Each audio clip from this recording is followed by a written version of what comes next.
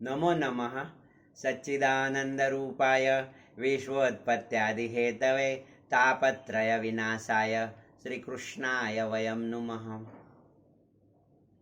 आप लोग चैनल को बराबर प्रेम से देखते हैं, समझते हैं, सुनते हैं, फिर प्रश्न उठते हैं और प्रश्न उठते हैं तो आप मुझे पूछते हैं कमेंट सेक्शन में और मैं प्रभु की कृपा से आपको जवाब देने की कोशिश करता हूं। तो और एक प्रश्न लेते हैं।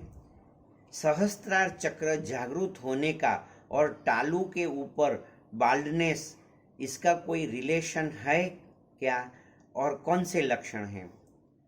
अभी देखो, कभी क्या होता है कि साधना आप कर रहे हैं तो आपका ध्यान जहाँ जाता है वहाँ आपकी एनर्जी जाती है।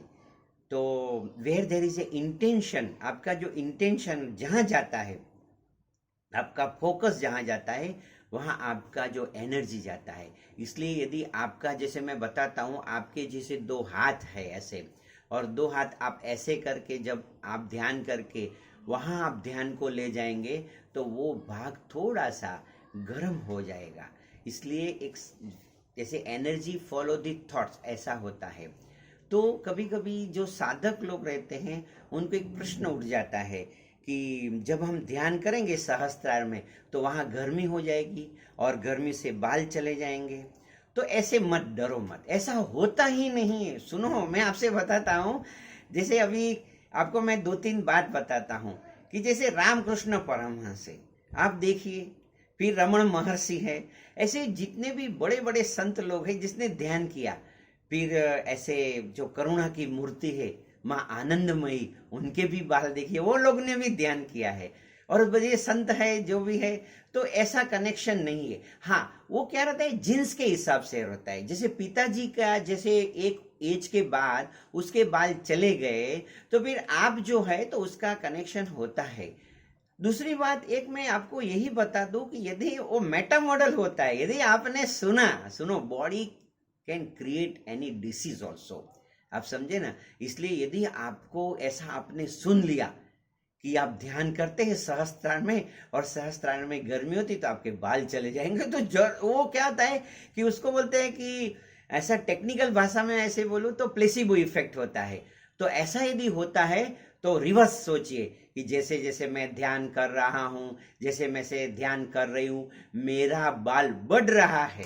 आप देखिए, ऐसे सोचिए, तो सोचने से बाल यदि गिरते हैं तो बंद हो जाएंगे। टेक्निकल भाषा में यदि जीनेटिक है, जैसे पिताजी पिताजी ऐसे जो है, तो फिर उसका ऐसा वो रूप आता है।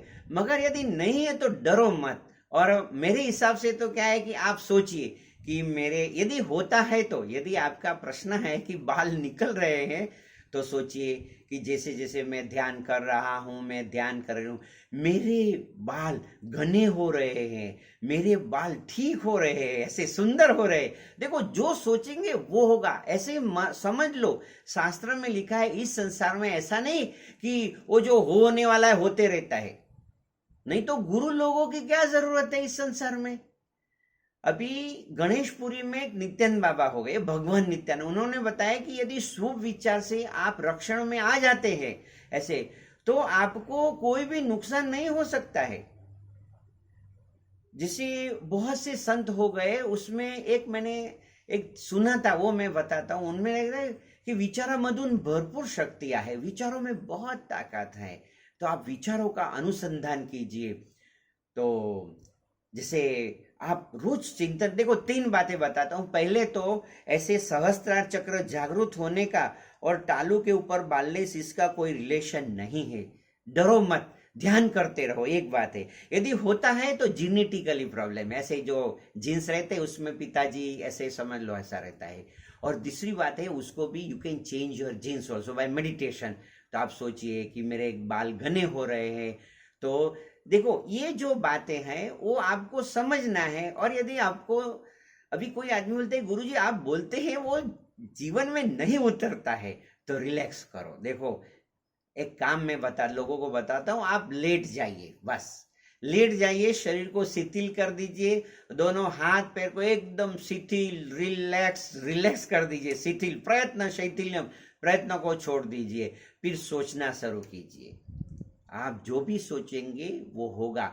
एक शब्द में सब कहा, सभी अर्थ विचार। मीन्स यदि आपको कोई शारीरिक प्रॉब्लम है तो भी आप उसे दूर कर सकते हैं।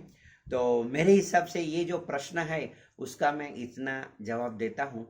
आपका शुभ हो, आपका कल्याण हो, आपका मंगल हो। May God bless you. आनंद में रहो, मौज में रहो, हर हाल में खुश रहो। आप जरूर कीजिए वो जो मैंने बताया, वो जरूर कीजिए। और पहली बात है अभयंकुरु, अभय हो जाइए। इस संसार में बाल न बांका कर सके जो जग बैरी होए। आपको कोई नुकसान, ये अध्यात्म का जो मार्ग है वो सिद्धों का मार्ग है, गुरु लोगों जनों का मार्ग है। तो जो लोग चलते हैं ना, उनको ऐसा नहीं कि आपने दीक्षा नहीं लिया है तो वो गुरु आपको मार्गदर्शन नहीं देगा। वो गुरु का हृदय बहुत विशाल होता है, इसलिए हर एक गुरुजन है तो उनका शिष्य है या नहीं है, सुनो, वो तो गुरु है तो मार्गदर्शन देगा। और दो प्रकार के गुरु रहता है, एक प्रकट गुरु जो शरीर में है और जिसने शरीर से मुक्त हो चुके हैं, उनकी चेतना जो रहती करुणा की मूर्ति रहती है, वो भी कभी कभी ऐसे मार्गदर्शन देती, रक्षण भी करती है। तो कल्याणमस्तु, कल्याणमस्तु, कल्याणमस्तु, आपका कल्याण हो।